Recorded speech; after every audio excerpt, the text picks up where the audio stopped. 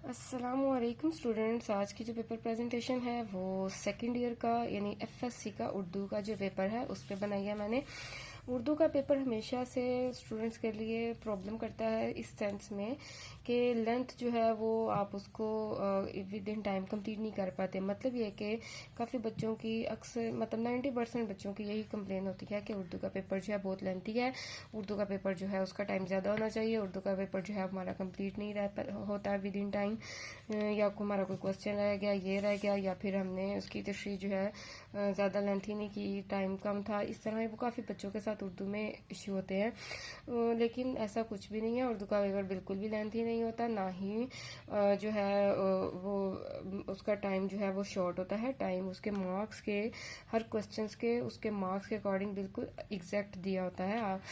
पर आपको इसका रूल्स नहीं पता होते उर्दू का पेपर अटैम्प्ट कैसे करना है, हर क्वेश्चन को कितना टाइम देना है, उसकी लेंथ कैसे रखनी है, उसकी प्रेजेंटेशन क्या है, वो अब हम आज इसमें डिस्कस करेंगे ताकि आपका उर्दू का पेपर जो है सबसे बेस्ट पेपर हो प्रेजेंटेशन के हवाले से, और कभी भी आपका इनकम्प्लीट ना रहे। ये एक इशू जो है उर्दू का पेपर, ये जब मैं भी सेकंड ईयर में थी यानी फर्स्ट ईयर में या थी तो तब मेरे साथ भी स्टार्ट में इशू रहा था। लेकिन जब मैंने उस हर क्वेश्चंस की हर जो है उसकी डिटेल्ड क्वेश्चन है उनकी प्रॉपर डिवीजन की, टाइम डिवाइड किया, उनकी लेंथ जो है एग्जैक्ट रखी, तो फिर जो है मेरा पेपर जो है सबसे बेस्ट हुआ। उर्दू की प्रेजेंटेशन भी अच्छी हुई, साथ पेपर भी मैंने विद इन टाइम कंप्लीट किया, प्लस उनकी लेंथ भी प्रॉपर हुई और मार्क्स भी अच्छे आए।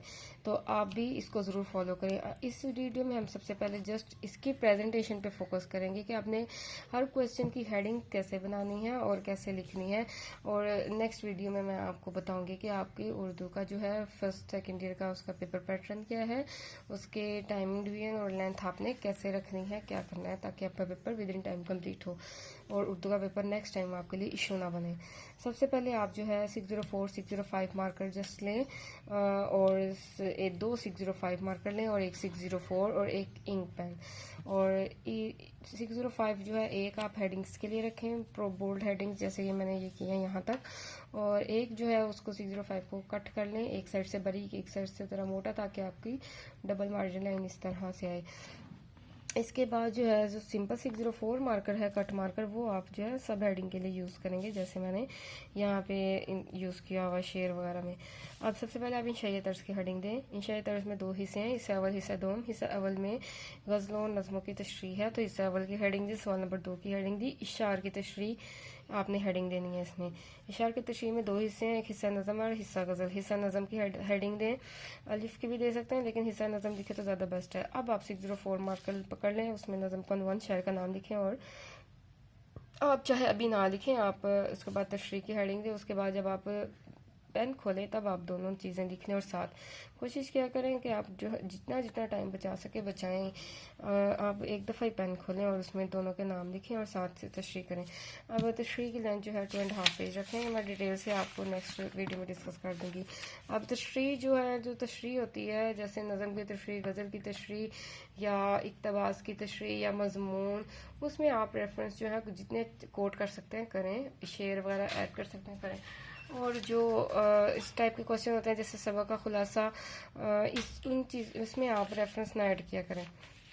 सबसे पहले जो है आप इसके बाद हिस्सा गज़ल की जो है हेडिंग दें, और हिस्सा गज़ल में क्योंकि वो एक ही गज़ल में से शेर होंगे, आपने शायर का नाम एक दफ़ा ही लिखना है, उसमें पार्ट मेंशन करें, और जो शेर है वो कंप्लीट लिखने की ज़रूरत नहीं है, जस्ट 3 वर्ड्स लिखें और डॉटेड लाइन में लिख लें। उसके बाद तशरीह की हेडिंग दें। अब ये देखें आपने लाइन कैसे स्किप करनी है, तशरीह की हेडिंग दें, और इसकी तशरीह जो है अब क्योंकि 3 मार्क्स की है वो भी आप ज़्यादा लेंथी मत लेके जाएं। इसके बाद आप तीनों शेरों की तशरीह कर लें। जब आप तशरीह कंप्लीट कर लें तो एंडिंग लाइन लगा लें। तशरीह डिटेल में नहीं करनी है गज़लों की। नज़मों की तशरीह जो है वो इकट्ठी करनी है क्योंकि वो एक ही पोइम में से होती है, प्लस उनका टॉपिक सेम होता है। गज़लों की तशरीह सेपरेट होती है क्योंकि वो हर शेर में टॉपिक डिफरेंट होता है, चाहे वो एक ही गज़ल में से हो। इसके बाद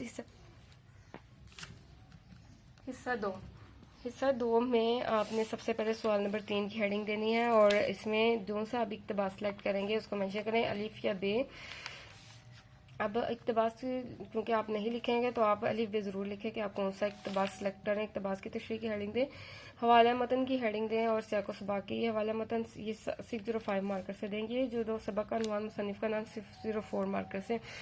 इसके बाद सियाक़ व सबाक़, अब जब आप पेन पकड़ें फिर आप इसका नाम लिख लें और यहाँ पे सियाक़ व सबाक़ लिखें 2 पैसेजेस का, और उसके बाद तशरीह करें। तशरीह में आप जो है रेफरेंस वगैरह ज़रूर कोट करें। इसके बाद सवाल नंबर 4, सबक का खुलासा, उसकी हेडिंग दे, जो भी आपका सबक का टाइटल है उसका नाम लिखें और मुसन्निफ़ का नाम लिखें एक लाइन स्किप करके, और उसके बाद फिर एक लाइन स्किप करके आप जो है वो पैसेजेस के फॉर्म में खुलासा लिख दें सारा 2.5 पेज पे।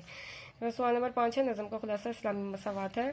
जो भी नज़म का नाम है उसका टाइटल लिखें, उसके बाद आप जो है एक लाइन स्किप करके उसका खुलासा लिखें 2 पैसेजेस की फॉर्म में, यानी 10 लाइन्स का 5 मार्क्स के लिहाज से, फिर एंडिंग लाइन लगा दें। इसके बाद जो है सवाल नंबर 6 खत नवीसी का है। खतूत नवीसी या खत की हेडिंग दें और टाइटल का नाम लिखें। टाइटल जो है वो आप क्योंकि लेंथी होता है तो आप इसको इतना बोल्ड ना करें और 604 से ज़रा कंजेस्टेड फॉर्म में लिखें और सेंटर में लिखने की कोशिश करें। इसके बाद आप इसकी 2.5 पेज पे का ख़त लिख लें। सवाल नंबर 7 मजमून में से सबसे एंड पे अटैम्प्ट करें, क्योंकि ज़रा लेंथी क्वेश्चन होता है। सबसे एंड पे आप इसे अटैम्प्ट करें, जो सा टॉपिक सेलेक्ट करें और टॉपिक का नाम लिखें और उसके बाद पैसेजेस की फॉर्म में मजमून लिखें और जितने शेयर रेफरेंस वाला कोड कर सकते हैं आप कोड करें। 6 to 7 पेजेस तक इसकी लेंथ लाजमी रखें। वीडियो को ज़रूर लाइक शेयर करें, कमेंट में मेंशन करें, अपनी राय ज़रूर दें। अपना ख्याल रखें, अच्छे पेपर दें। Thank you so much guys, अल्लाह हाफिज़।